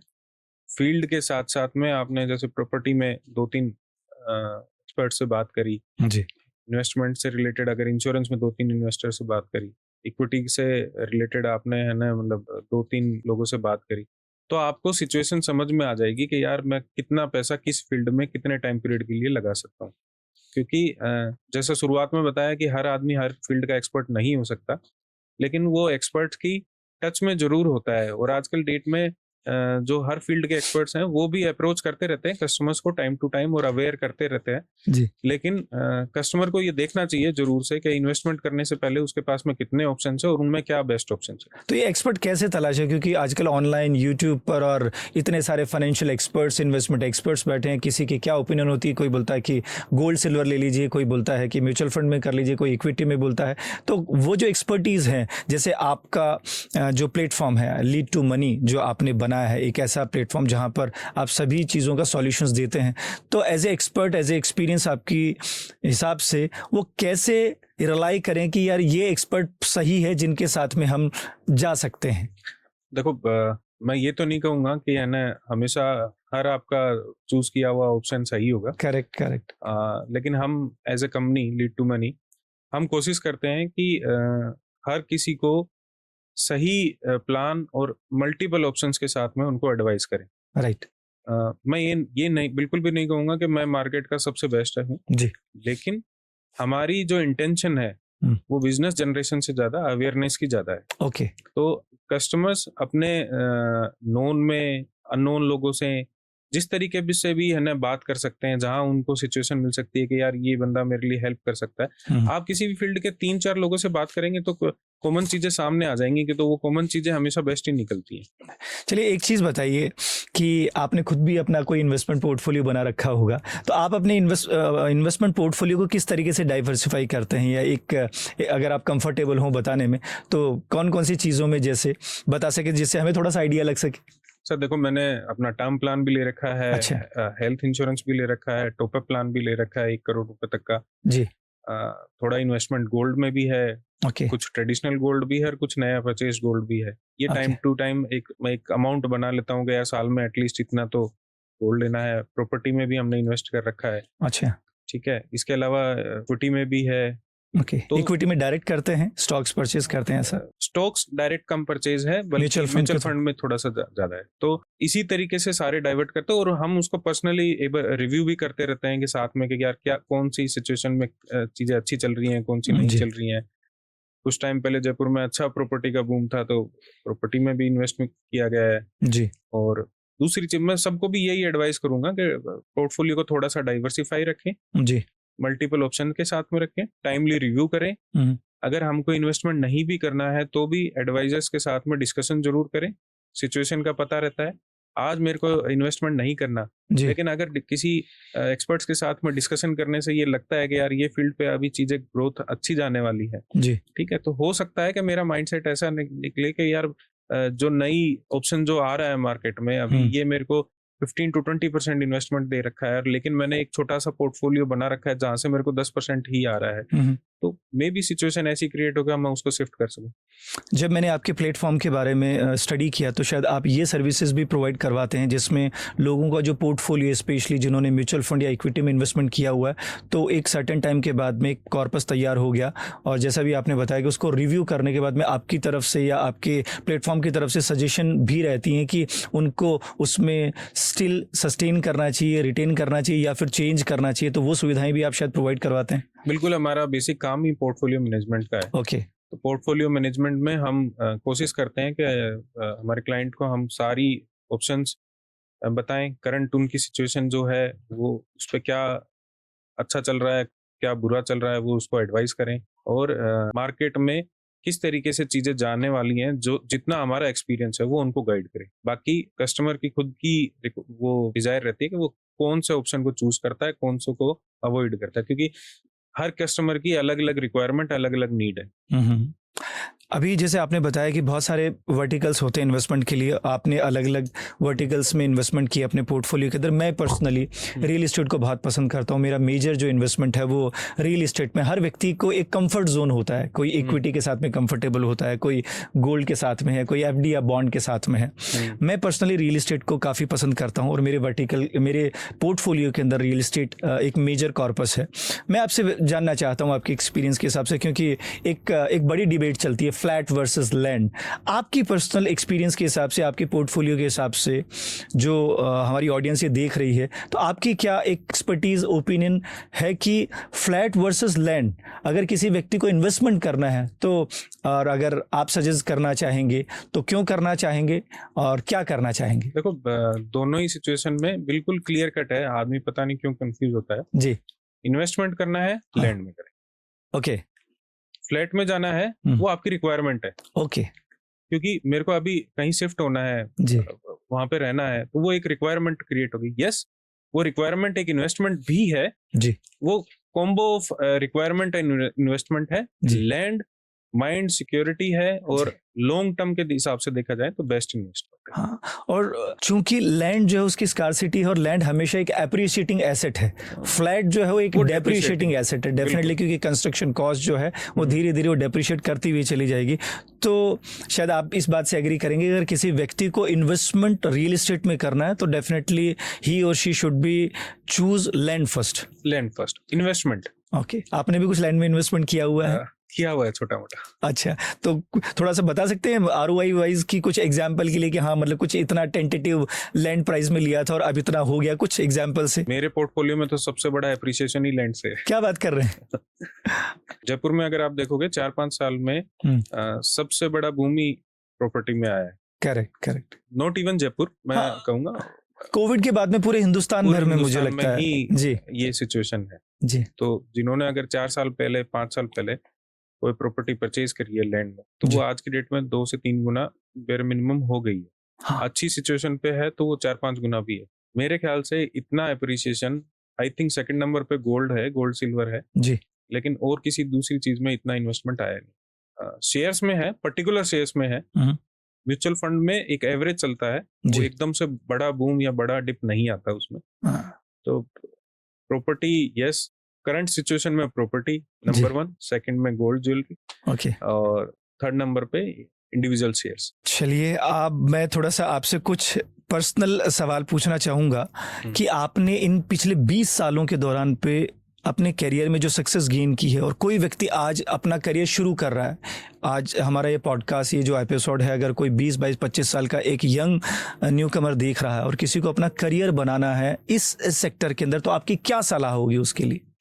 आज की डेट में मैं ये कहूँगा जो न्यू कमर्स हैं जी, क्योंकि उनके सामने ऑप्शंस बहुत ज़्यादा है जी, तो वो लर्निंग को ज़्यादा प्रायोरिटी नहीं देते हुए हाँ, और इनकम को ज़्यादा प्रायोरिटी देते हैं जी, लेकिन ये सही पाथ या सही तरीका नहीं है। ओके, आप जहाँ पे भी जॉब कर रहे हैं, पहला मोटो ये रखो कि आप कितना ज़्यादा उस फील्ड के बारे में सीख सकते हो। ओके, मल्टीपल टाइम अगर आप फील्ड को चेंज कर रहे हो तो हर बार उस फील्ड के लिए नए हो जाएंगे। जीरो से शुरू करना पड़ेगा। जीरो से शुरू करना ये सही तरीका नहीं है जी, एक फील्ड को चूज करें जहां आपको लगता है कि यार मेरा मन इसमें अच्छे से काम कर सकता है, मैं कंफर्टेबल होकर काम कर सकता हूँ, और शुरुआत के कुछ सालों में अर्निंग से ज्यादा प्रायोरिटी रखें लर्निंग पे। करेक्ट, कि मैं जितना ज्यादा सीखूंगा मेरा आने वाला टाइम उतना ही कंफर्टेबल और उतना ग्रोइंग रहेगा। ओके, तो न्यू कमर्स के लिए क्लियर मैसेज है कि आप जितना ज्यादा लर्न कर सकते हैं अपने फील्ड के लिए वो लर्न करें, उससे एक्सपीरियंस गेन करें, इनकम को सेकेंडरी रखें, फिर 5 साल बाद में आपकी लर्निंग और अर्निंग दोनों को मिक्स कर ले चाहें, लेकिन इनिशियल स्टेज पे जरूर से आप लर्निंग पे फोकस करें। राइट, क्योंकि स्किल बहुत इंपॉर्टेंट है, नॉलेज बहुत इंपॉर्टेंट है, और जब आपके पास में वो स्किल और नॉलेज होगी तो वो आपको फ्यूचर में बड़ा पैसा बना के देगी। लेकिन जैसा देखने में आता है जेन जी जो है आजकल 2 मिनट में मैगी तैयार हो जाती है, 2 मिनट में घर पे सामान पहुंच जाता है, खाने की चीजें पहुंच जाती है, तो जॉब भी चेंज होती है, एवरीबडी इज इन हरी। तो जैसा आपने बिल्कुल बहुत अच्छी चीज बोली कि आप किसी एक फील्ड और एक प्लेटफॉर्म पर एक लंबा समय दीजिए, एक्सपीरियंस कीजिए, नॉलेज लीजिए, और फिर आप उसमें अगर आगे बढ़ेंगे तो definitely you will get the success. आपका सक्सेस का फॉर्मूला क्या है? अगर कोई 3 चीज़ें आप शेयर करना चाहें कि आपने इन 20 सालों की जर्नी में अपने करियर को यहाँ तक पहुँचाया है, तो अगर किसी व्यक्ति को आप सजेस्ट करना चाहेंगे जो ये पॉडकास्ट देख रहा है, तो वो 3 बातें आपके नज़रिए से सक्सेस के लिए क्या इंपॉर्टेंट है? देखो, पहला चीज तो ये है कि हमेशा पॉजिटिव रहना चाहिए। जी। नेगेटिव माइंडसेट से अगर आप कुछ काम करते हो, बदले की भावना से या कुछ इस तरीके की भावना से अगर आप कोई भी काम करते हो, तो उसको सक्सेस होने का बहुत कम चांसेस होते हैं। जी। लेकिन आप पॉजिटिव हैं। देखो, कोई भी बिजनेस, कोई भी जॉब हम स्टार्ट करते हैं, तो वो जॉब, वो बिजनेस आपको 1 साल सिर्फ निचोड़ता है करेक्ट। कि आप कितनी डेप्थ में जा सकते हो, कि बुरी बुरी सिचुएशन दिखाता है। लेकिन हर बुरी सिचुएशन उसको लर्निंग दे के जाती है कि यार, ऐसी कोई सिचुएशन आती है तो मेरे को ये 2 स्टेप करने हैं, राइट। जिनसे उस गलत सिचुएशन को अवॉइड करते हुए हम बेटर की तरफ कैसे जाएं। तो 1-2 साल तक तो आपको आपकी जॉब, आपका बिजनेस सिखाता है केवल। जी। जो इस सीखने की सिचुएशन में ही छोड़ जाता है, तो वो शायद दूसरे में भी वही करेगा और तीसरे में भी वही करेगा। शुरुआत की जो स्ट्रगल है वो तो पॉजिटिव माइंड जी। और हमेशा ये माइंडसेट से कि मैं कर सकता हूँ, ये 2 चीजें माइंड में रखते हुए आप कोई भी जर्नी स्टार्ट करें, आपको डेफिनेटली सक्सेस मिलेगी ही मिलेगी। दूसरा मैं ये कहूंगा कि कभी भी है ना, ये नहीं देखना चाहिए कि यार दूसरा क्या कर रहा है, उससे जेलस फील नहीं होना चाहिए। आपको हमेशा ये देखना चाहिए कि मैं किसी भी दूसरी सिचुएशन से कैसे बेटर कर सकता हूँ, अपने आप को कैसे डेवलप कर सकता हूँ। राइट। ना केवल किस्मत के भरोसे कुछ नहीं होता, मतलब होता है, यस, मैं ये नहीं कहूंगा किस्मत कुछ नहीं है, किस्मत से भी होता है, लेकिन आपकी खुद की पर्सनल एबिलिटी को इंक्रीज करना सबसे प्रायोरिटी रहता है। तो लर्निंग, किसी भी फील्ड के बारे में पढ़ें, समझें, सीखें, उसको है ना बार बार रिव्यू करें, और फिर बाद में उससे बेटर निकल के जो आएगा इंसान, पॉजिटिव माइंडसेट और अपने आप को डेवलप करने की ललक, ये 2 चीजें किसी भी लाइफ के लिए मैं ये कहूंगा कि उसको अच्छा ग्रोथ दिला सकती है।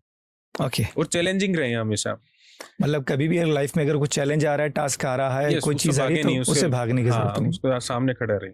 और एक फाइनेंशियल डिसीजंस के बारे में जो भी व्यक्ति ये इस वक्त पॉडकास्ट को देख रहा है, तो आपका कोई फाइनेंशियल मैसेज इस पूरे पॉडकास्ट की जो हमारी बातचीत के दौरान शॉर्ट में सम अप करते हुए, कि जो व्यक्ति ये पॉडकास्ट को देख रहा है अपनी फाइनेंशियल प्लानिंग, अपने फाइनेंशियल जर्नी के लिए आपकी तरफ से कोई मैसेज देना चाहें, प्लीज। इसके लिए सिंपल है सर, जो भी आप अर्निंग कर रहे हैं, एक माइंडसेट क्लियर कर लो कि 10%, 20% आपको इन्वेस्टमेंट या सिक्योरिटी पे इन्वेस्ट करना है। 80% जो है आपका, उसको आप खाओ, पियो, उड़ाओ, वो आपकी सिचुएशन है। लेकिन 20% जरूर से आप है ना इन चीजों के लिए रिजर्व करके रखें, और अच्छे एक्सपर्ट्स की राय लें, और उनके हिसाब से पहले सिक्योरिटी पे ध्यान दें, फिर इन्वेस्टमेंट पे ध्यान दें। राइट। चलिए, अभी हम लोग शुरू करेंगे रैपिड फायर। तो आप तैयार हैं? जी। तो मैं आपसे रैपिड फायर में कुछ सवाल पूछूंगा, और उन सवालों में से 2 ऑप्शंस रहेंगे, उसमें से एक आपको ऑन द स्पॉट स्पॉन्टेनियसली जो भी आपको समझ में आपको लगता है तो वो आपको पिक करना है। तो आप तैयार हैं? जी।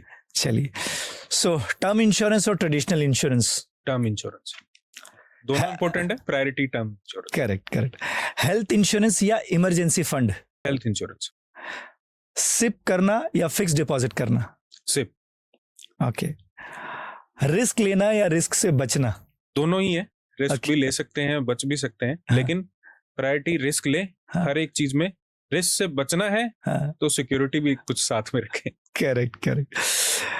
इंश्योरेंस खरीदना ऑनलाइन या ऑफलाइन? ऑनलाइन ऑफलाइन दोनों ही बेटर है, लेकिन अगर उस चीज के लिए नॉलेज नहीं है आपको, या कम नॉलेज है, तो ऑफलाइन इंश्योरेंस ले, एडवाइजर के थ्रू। ओके। अगर आपको यकीन है, आप एक्सपर्ट हैं उस चीज के, तो ऑनलाइन में आप चूज कर सकते हैं। Okay, very good. एक फाइनेंशियल हैबिट जो हर व्यक्ति को अपनानी चाहिए? 20% सिक्योरिटी और इन्वेस्टमेंट के लिए। अच्छा, ग्रेट। एक फाइनेंशियल मिस्टेक जो इंसान को कभी नहीं करनी चाहिए? गलत कमिटमेंट और गलत डिक्लेरेशन। 10 लाख का कैश या 1 करोड़ का इंश्योरेंस कवर? करोड़ का इंश्योरेंस कवर। पैसा कमाना मुश्किल है या बचाना? बचाना ज्यादा मुश्किल है। इक्विटी और रियल एस्टेट, दोनों में से कोई एक? मैं दोनों ही कहूंगा, लेकिन 80% आप रियल एस्टेट में करें। 20% इक्विटी। अगर कोई व्यक्ति इंश्योरेंस, म्यूचुअल फंड, लोन या इन्वेस्टमेंट से रिगार्डिंग अगर कोई जानकारी लेना चाहता है तो वो कौन से प्लेटफॉर्म का उपयोग कर सकता है? सर देखो, ऐसे किसी भी प्लेटफॉर्म के बारे में बताना, रिकमेंड करना सबको लगेगा गलत है। मैं ये नहीं कहूंगा कि यानी कोई प्लेटफॉर्म ऐसे हैं जो बहुत अच्छे हैं, सब अच्छे हैं जी।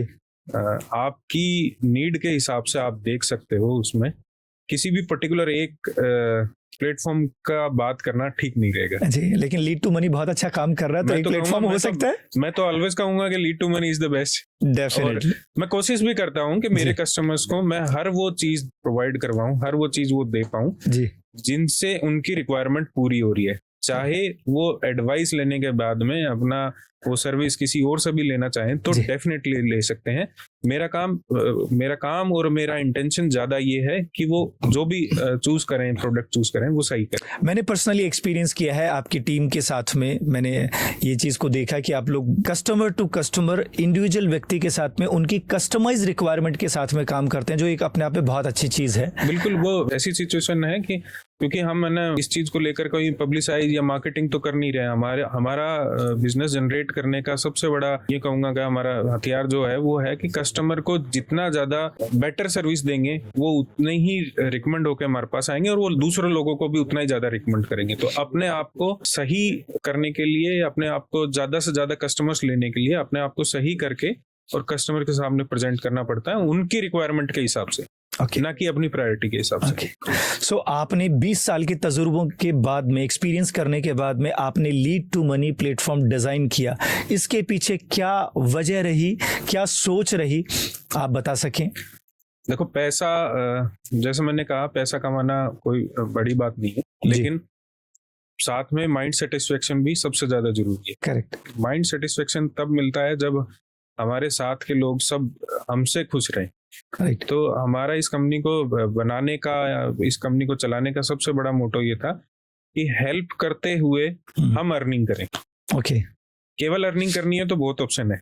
करेक्ट। लेकिन दूसरों को जहां उनको रिक्वायरमेंट है, मेरे पास में कोई चीज की एक्सपर्टीज है या फिर मैं कुछ चीज के बारे में ज्यादा नॉलेज रखता हूँ, तो मैं जब तक वो दूसरों को उस नॉलेज से हेल्प नहीं करूंगा तो उस नॉलेज का फायदा कुछ भी नहीं। जी जी जी जी। तो हमारी प्रायोरिटी है कि हमारे कस्टमर्स को जितना ज्यादा बेटर ऑप्शन, बेटर क्लियरिटी दे सकें और उनको अगर वो सर्विसेज पसंद आती हैं, समझ आती हैं, तो वो जितने ज्यादा लोगों को रिकमेंड करेंगे वो हमारी इनकम है एक तरह से। ओके, चलिए सुनील जी, आज के इस पॉडकास्ट के लिए और आपके कीमती समय के लिए बहुत बहुत शुक्रिया। आज आपके अनुभव से हमारी ऑडियंस को इंश्योरेंस के बारे में बहुत डिटेल में जानने का मौका मिला और मेरी तरफ से बहुत सारी शुभकामनाएं आपके लीड टू मनी प्लेटफॉर्म को, कि आप ऐसे ही लोगों को सर्व करते रहें, आगे बढ़ते रहें।